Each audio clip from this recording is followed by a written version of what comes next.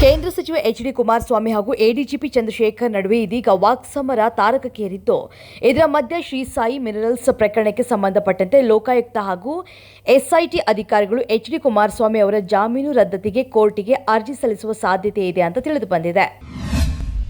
ಕೇಂದ್ರ ಸಚಿವ ಎಚ್.ಡಿ. ಕುಮಾರಸ್ವಾಮಿ ವಿರುದ್ಧ ಅವಾಚ್ಯ, ಅಸಭ್ಯ ಮತ್ತು ಅವಹೇಳನಕಾರಿ ಪದ ಬಳಕೆ ಮಾಡಿ ಅವರ ವ್ಯಕ್ತಿತ್ವಕ್ಕೆ ಧಕ್ಕೆ ತಂದಿರುವ ಹಿನ್ನೆಲೆಯಲ್ಲಿ Lokayukta, SIT, ADGP M Chandrashekhar ವಿರುದ್ಧ ಜೆಡಿಎಸ್ ಶಾಸಕಾಂಗ ಪಕ್ಷದ ನಾಯಕ ಸಿಬಿ ಸುರೇಶ್ ಬಾಬು ನೇತೃತ್ವದ ಜೆಡಿಎಸ್ ನಿಯೋಗ ಮುಖ್ಯ ಕಾರ್ಯದರ್ಶಿ ಅವರಿಗೆ ದೂರನ್ನು ನೀಡಿ ಅಮಾನತುಗೊಳಿಸುವಂತೆ ಒತ್ತಾಯಿಸಿದೆ.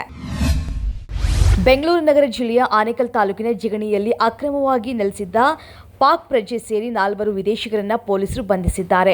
4 ಆರೋಪಿಗಳ ಹೆಸರು ಬದಲಾಯಿಸಿಕೊಂಡಿದ್ದರು. ಆರೋಪಿಗಳಾದ ರಶೀದ್ ಎಂಬಾತ ಶಂಕರ್ ಶರ್ಮಾ ಎಂದು ಹೆಸರನ್ನ ಬದಲಾಯಿಸಿಕೊಂಡಿದ್ದರೆ, ಮೊಹಮ್ಮದ್ ಹನೀಫ್ ಎಂಬಾತ ಬಾಬಾ ಶರ್ಮಾ ಅಂತ ಹೆಸರನ್ನ ಬದಲಾಯಿಸಿಕೊಂಡಿದ್ದ.